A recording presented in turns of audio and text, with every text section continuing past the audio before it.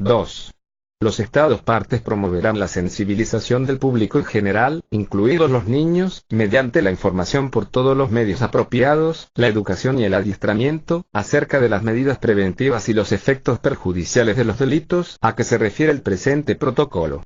Al cumplir las obligaciones que les impone este artículo, los Estados partes alentarán la participación de la comunidad y, en particular, de los niños y de las niñas víctimas, en tales programas de información, educación y adiestramiento, incluso en el plano internacional. 3.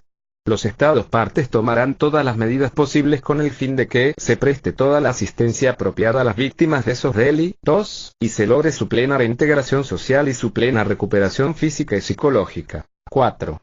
Los Estados partes velarán porque todos los niños víctimas de los delitos enunciados en el presente protocolo tengan acceso a procedimientos adecuados para, sin discriminación alguna, obtener de las personas legalmente responsables reparación por los daños sufridos. 5.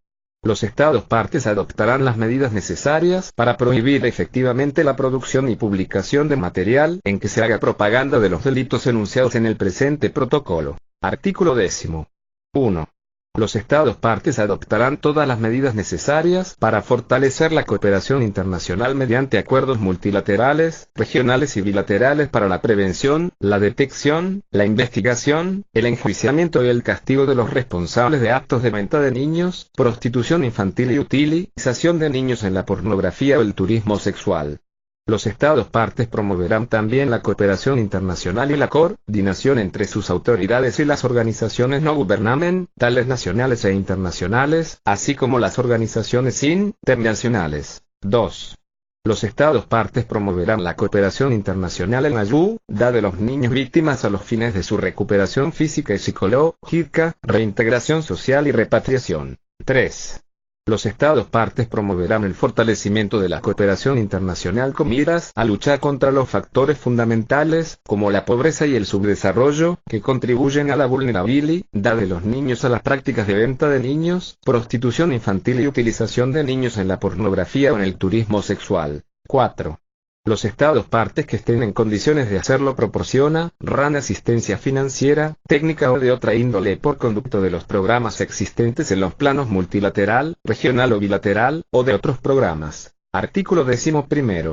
Nada de lo dispuesto en el presente protocolo se entenderá en perjuicio de cualquier disposición más propicia a la realización de los derechos del niño que esté contenida en a. La legislación de un Estado parte. B. El derecho internacional en vigor con respecto a ese Estado. Artículo 12. 1. A más tardar 2 años después de la entrada en vigor del presente protocolo respecto de un Estado parte, este presentará al Comité de los Derechos del Niño un informe que contenga una exposición general de las medidas que haya adoptado para dar cumplimiento a las disposiciones del protocolo. 2. Después de la presentación del informe general, cada Estado parte incluirá en los informes que presente al Comité de los Derechos del Niño, de conformidad con el artículo 44 de la Convención, información adicional sobre la aplicación del presente protocolo. Los demás Estados partes en el protocolo presentarán un informe cada 5 años. 4. El Comité de los Derechos del Niño podrá pedir a los Estados partes cualquier información pertinente sobre la aplicación del presente protocolo. Finalmente llegó el protocolo. Las acciones nacionales e internacionales para erradicar el abuso y la explotación sexuales no tenían un respaldo jurídico expreso que vinculara a los Estados con compromisos reales sobre el tema. Finalmente se acaba de aprobar el protocolo facultativo de la Convención sobre los Derechos del Niño sobre la venta, prostitución y utilización de los niños en la pornografía, que viene a colmar ese vacío jurídico en el derecho internacional público.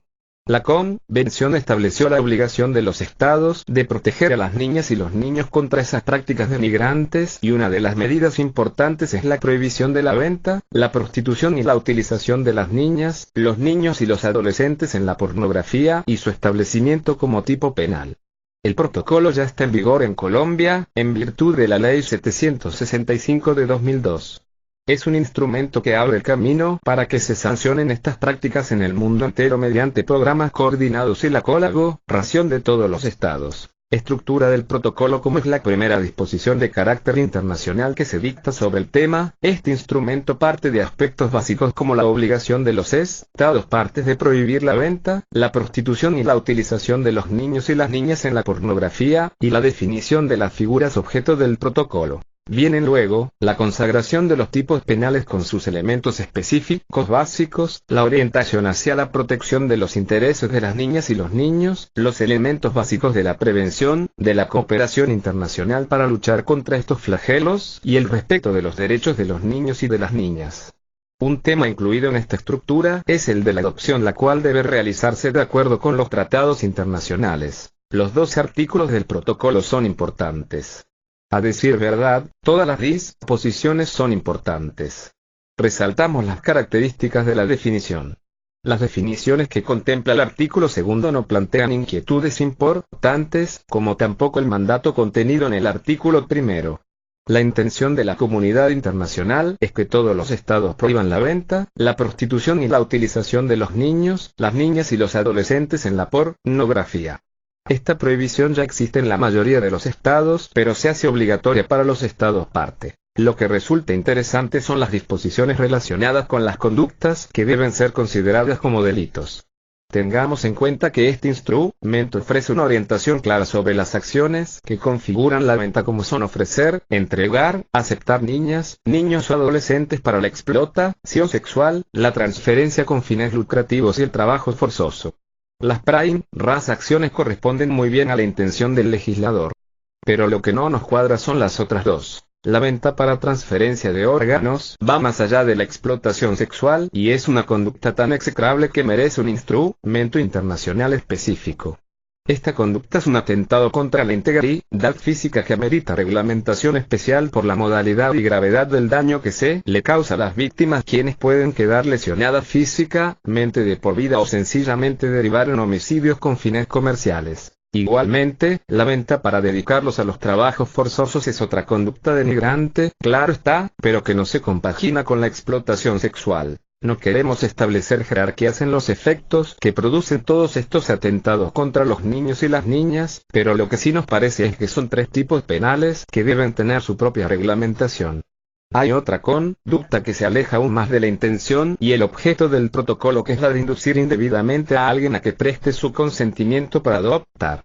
Puede suceder que se le induzca a adoptar para venderlo para la prostitución, pero en ese caso, el postulado debió ser más claro.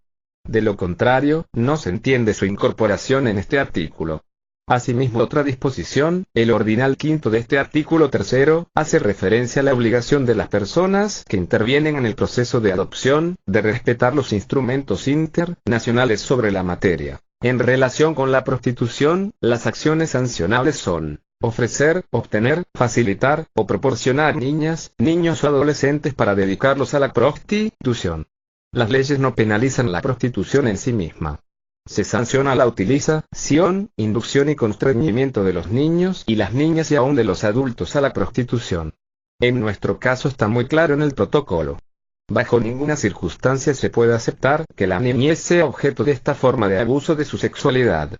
Respecto de la pornografía, también este instrumento nos presenta las acciones básicas, las cuales comprenden la producción, distribución, divulgación, importación, exportación, ofrecimiento, venta o posesión de material pornográfico en que se utilicen los niños, las niñas y los adolescentes. Siguiendo la lectura del artículo tercero, hay unas disposiciones muy importantes, como son las que se refieren a la tentativa, a la incorporación de la tentativa de realizar las conductas consideradas como delitos.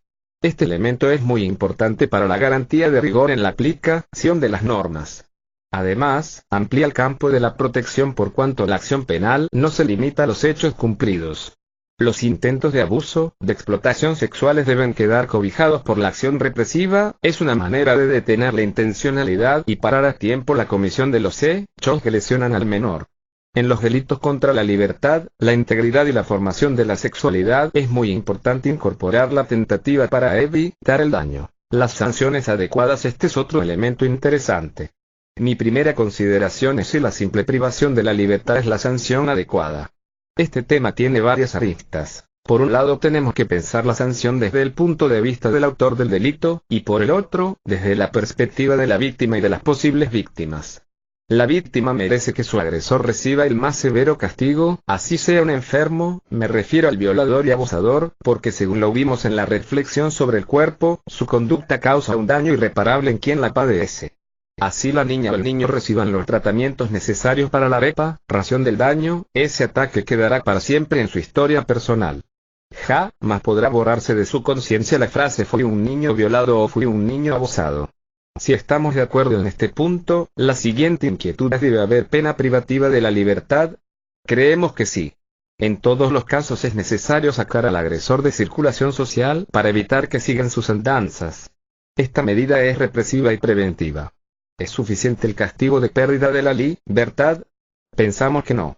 Es necesario averiguar las causas de la desviación y tratarlas. En este caso no temo en afirmar que se debe obligar al victimario a tratarse si es enfermo o a realizar ciertas conductas y ejercicios de resocialización que aseguren que no habrá reincidencia. No olvidemos que el objetivo de la sanción es erradicar esos comportamientos. Si no se logra ese objetivo, la sanción no sirve. Desde el punto de vista de las víctimas y victimarios, la sanción debe ser ejemplar. Ante todo porque la víctima debe percibir que el Estado los protege porque su persona, es decir, su dignidad y sus derechos son importantes. Esta percepción es el punto de partida de su tratamiento. Además, es preciso que esta percepción llegue a todos los niños y niñas que residan en el país. La sociedad entera debe estar segura que todo atentado contra la sexualidad de las niñas, los niños y los adolescentes es un crimen infame que ofende a la comunidad y a la institucionalidad. Desde el punto de vista de los victimarios, la sanción debe desestimular la reincidencia y la proliferación de los violadores y abusadores. Entonces, ¿qué podríamos entender por sanciones adecuadas? Se nos ocurren 4 características. La sanción o las sanciones deben ser ejemplarizante, S, correctiva, S, reparadora, S, y preventiva, S.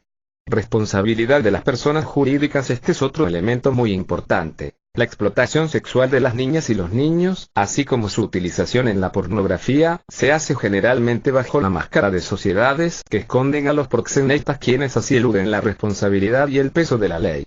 Lo que sí es importante es que al representante legal se le aplique la misma pena sin perjuicio de que se persiga a las demás personas responsables directas de los hechos. La responsabilidad de las personas jurídicas es penal, civil y administrativa. Extradición y colaboración entre los estados. Es de todos conocido que los delitos que se derivan de la explotación sexual de las niñas y los niños se cometen en el orden nacional e internacional. Existen redes mundiales de comercio de la infancia. Por esta razón es preciso establecer los mecanismos necesarios para asegurar el éxito de la judicialización.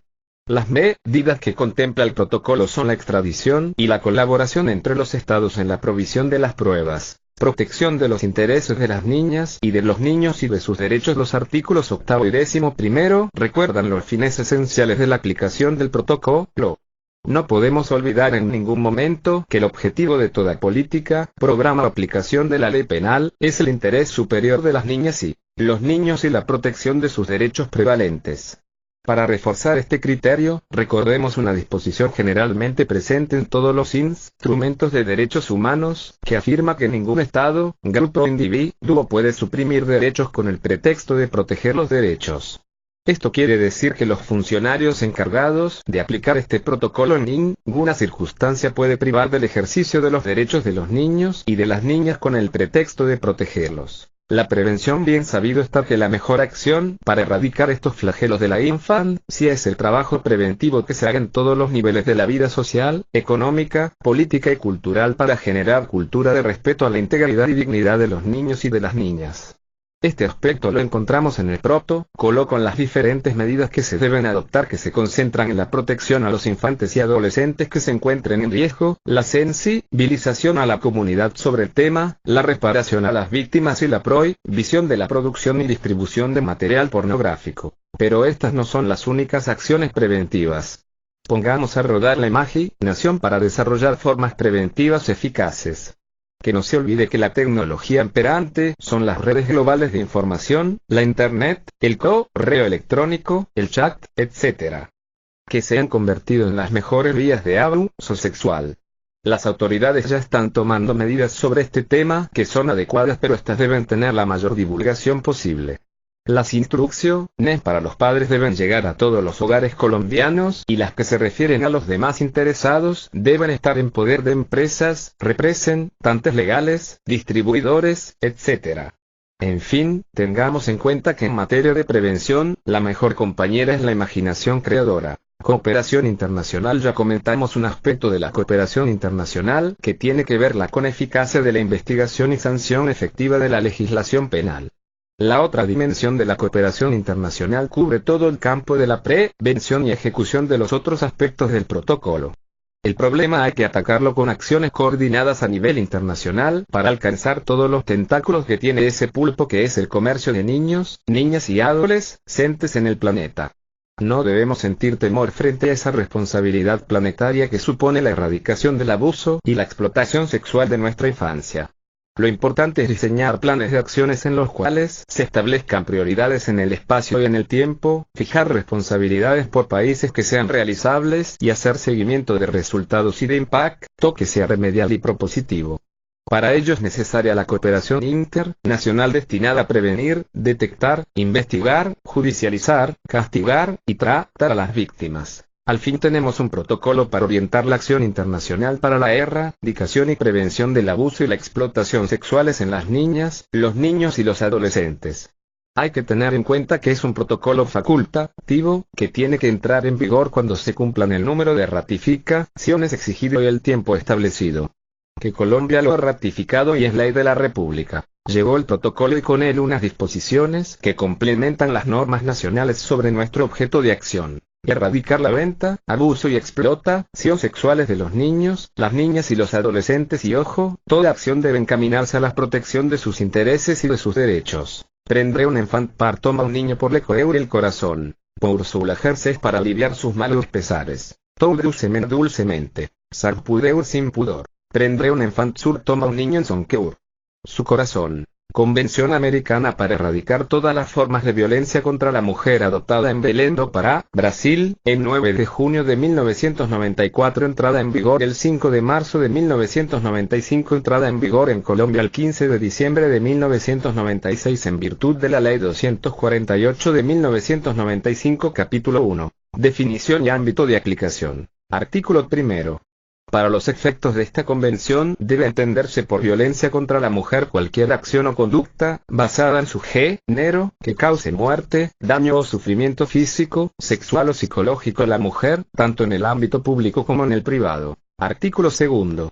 Se entenderá que violencia contra la mujer incluye la violencia física, sexual y psicológica. A. Que tenga lugar dentro de la familia o unidad doméstica en cualquier otra relación interpersonal, ya sea que el agresor comparta o haya compartido el mismo domicilio que la mujer, y que comprende, entre otros, violación, maltrato y abuso sexual. B. Que tenga lugar en la comunidad y sea perpetrada por cualquier persona y que comprende, entre otros, violación, abuso sexual, tortura, trata de personas, prostitución forzada, secuestro y acoso sexual en el lugar de trabajo, así como en instituciones educativas, establecimientos de salud o cualquier otro lugar, y C. Que sea perpetrada o tolerada por el Estado o sus agentes, donde quiera que ocurra. Capítulo 2. Derechos protegidos. Artículo 3.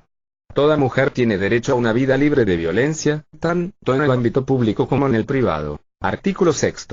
El derecho de toda mujer a una vida libre de violencia incluye, entre otros, A. El derecho de la mujer a ser libre de toda forma de discriminación, y B. El derecho de la mujer a ser valorada y educada libre de patrones estereotipados de comportamiento y prácticas sociales y culturales basadas en conceptos de inferioridad o subordinación. Capítulo 3. Deberes de los Estados. Artículo 7.